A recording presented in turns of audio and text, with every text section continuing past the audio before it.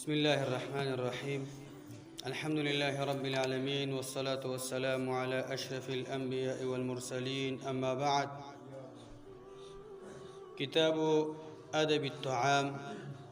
باب التسمية في أول الطعام والحمد في آخره. كتاب رياض الصالحين الحمد لله چې په دې کتاب کې دریم کتاب شروع کیږي. د دې نه مخکې دوه کتاب هغه بیان شو او دویم کتاب دا د کتاب الادب عنوان کې چې عام آداب هغه بیانېدل. دلته اوس دریم کتاب شروع کیږي، دا کتاب ادب الطعام، د خوراک آداب دا په دې کې بیانېږي. دیکھ اول باب دے باب التسمیت فی اول الطعام والحمد فی آخره. باب دے پباره د دې کې چې د خوراک په اول کې بسم الله ویل او د خوراک په آخر کې الحمدلله ویل. اول نمبر حدیث دے عن عمر بن ابي سلمة رضي الله عنهما قال قال لي رسول الله صلى الله عليه وسلم. عمر بن ابي سلمة رضي الله عنهما دا یو ماشومو چې د ام سلمة رضی الله عنها چې د الله د پیغمبر صلی الله علیه وسلم بیبی ده، نو د بل خاوند نه یو. دا ماشومو د الله د پیغمبر صلی الله علیه وسلم په کور کې دا د دې تربیت کېدو. نو دا ماشومو د الله د پیغمبر صلی الله علیه وسلم سره خوراک کې ناسته خوراک کوي. نو ماشوم عادت دی چې هغه دا دغه شان ته په دې خوراک باندې سم نه پوهېږي، هغې تربیت ورکول پکاري. دا مړۍ دغه شان ته په دې کاسه کې ګرځوله راګرځوله، یو ځای بل ځای نه خوراک کو. د الله پیغمبر صلی الله علیه وسلم ورته ډېر په مینه باندې ویل، دا وی قال لي رسول الله صلی الله علیه وسلم، وی ما ته رسول الله صلی الله علیه وسلم فرمایل سم الله، د الله دغه شان ته سم الله بسم الله وایا. خوراک چې کله شروع کې د خوراک په اول سر کې بسم الله باندې شروع وکا. وکل بیمینک، او په خلاص باندې خوراک کوا. وکل مما یلیک، او دریم دا چې خوراک کوا د هغې ځای نه چې کوم طرف ته نږدې وي. درې آداب د الله پیغمبر صلی الله علیه وسلم ته وښودل چې د خوراک په اول سر کې بسم الله ویوه، او په خلاص باندې خوراک کوه، او د خپل طرف نه چې کوم تا ته نږدې ځای وي د هغې ځای نه خوراک کوه. څومره ښایسته آداب، او په د هر چا په زړه باندې ډېر ښه لګېږي. تا سره سړی ناست وي که نه چې هغه کله یو ځای نه خوراک کوي، کله بل ځای نه خوراک کوي، ستا به څومره خو طعام وي که نه خوراک نه به لړ تور کړي. د الله پیغمبر ځکه وایي چې د خپل ځای نه خوراک کوه، هغه طرف نه خوراک کوه چې کوم تا ته نږدې هغه ځای نه خوراک کوه. یعنې په دې حدیث کې فائدہ دا ده. بے عمر سوی عمر ابو سلمہ سوی فما زالت تلك طعمتي بعد،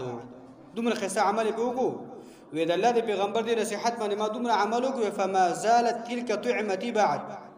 وی همیشه به دغه شانته د دې نه بعد زما دا خوراک، همیشه به زما دا خوراک چې ما بسم الله ویله او په خلاص به مې خوراک کو، او د خپل هغه نږدې ځای نه به مې کوو. یعنې دې حدیث کې دا فایده ده، د الله د پیغمبر صلی الله علیه وسلم نرمۍ ته وګوره، د هغې دغه شان ته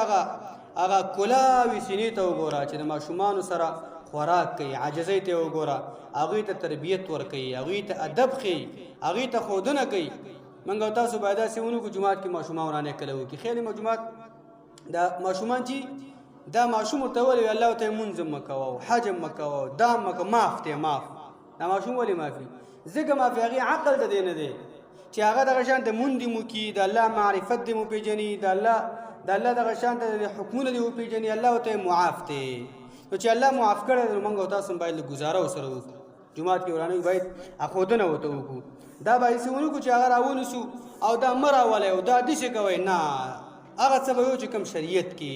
شریعت محمدي کې دا طریقه ده چې ماشوم رانه کوي په مینه محبت به رانیسي او هغې ته به ښودنه وکړي هغې ته یو ځل اذا تکرره تقرره کله چې یو خبره نصیحت ته څومره بار بار ورته وایې که نه هغې په ډه کې به بې ځای نیسي او چې تا یو ځل لاغه تا وله نفرت پیدا کړي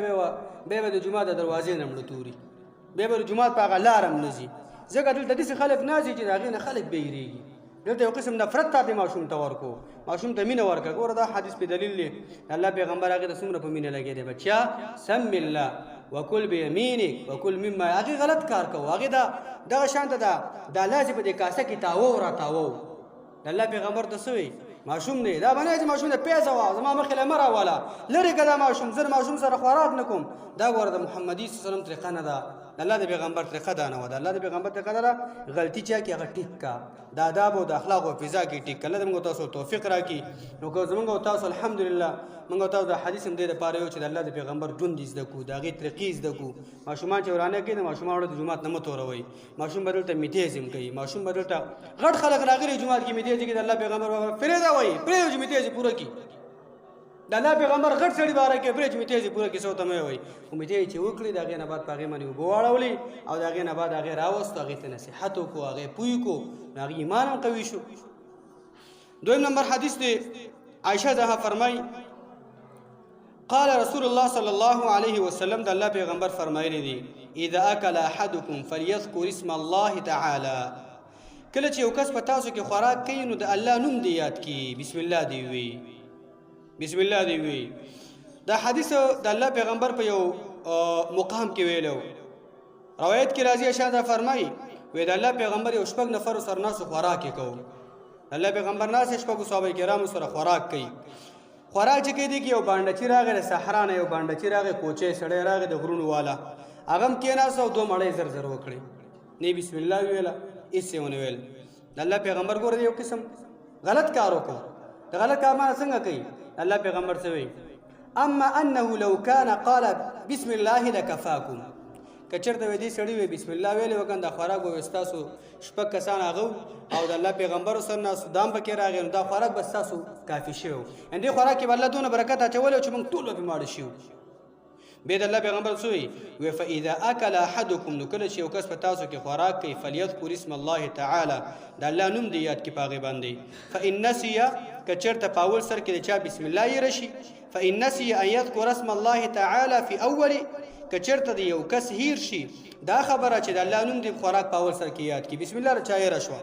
نو فلیقل نو دا دی بیا ووایي بسم الله اوله و آخره د خوراک منځ کې دعا کومه وشوه بسم الله اوله و آخره تا باندې هیرتیا راشي ټینشن د وجه نه یا د نور بیمارۍ د وجه نه یا شیطان نه دعا یې راکړه بسم الله خوراک ته کېناست یو څو مړۍ دې کړي هم دي مړۍ دوه مړۍ خوراک دې نه مې ته رسولی دی اخر ته یې رسولی دی لږ خوراک ستا پاتې دی او دا در په یو شي ما خو بسم الله نه ده ویلي نو ډارس ویو بسم الله اوله و آخره د خوراک په اول سر کې بسم الله ډېر اسان الفاظ دي خو چې الله چاله توفیق ورکړي که چېرته چا نه هیر شي نو بسم الله اوله و آخره دې حدیث کې فایده څه ده د الله پیغمبر موږ او تاسو تیزي راکوي په خوراک کې د الله نوم یاد کړئ ولې وجه دا ده چې د الله نوم دې یاد کړو نو ستا په دې خوراک کې به ډېر برکات واچوي یو خو برکت دا شي دا خوراک به ستا کافي شي ستا به شافي شي او ستا دپاره ته به پرې موړ شي او ستا موړه به الله ختمه کړي بل دا کوم خوراک چې تا وکړو ستا د معدې باندې او ستا د بدن باندې به ښه راشي بدن باندې بیماریږي انشاءالله نو بله خبر دا ده کوم خوراک چې وکړو د کوم خوراک د وجې نه چې ستا بدن کې کوم قوت او طاقت را پیدا شو هغه قوت او طاقت به الله په خپل بندګۍ کې استعمال کړي درې قسمه برکته انشاءالله دا به دې سره پیدا شي یو دا چې خوراک به ستا بشي دویم دا چې ستا خوراک چې ته کوم وکړې او د الله په نوم باندې ته شروع کړي نو دا خوراک به ستا بدن ته فایده ورکړي طاقت به پکې پیدا شي ښه به در باندې راشي او دریم دا چې دا کوم خوراک تا کړلی او د خوراک په وجه باندې ستا په بدن کې قوت او طاقت پیدا شوی دی دغه طاقتونه به انشاءالله حرامو کې نه استعمالیږي هغه به د الله په بندګۍ په طاعت کې او د مخلوق دغه شان ته د هغوی په رضا کې الله تعالی استعمالوي الله به دې خبرو مو ته توفیق راکړي ټول ژوند د الله زموږ سره قرآن سره تابعداري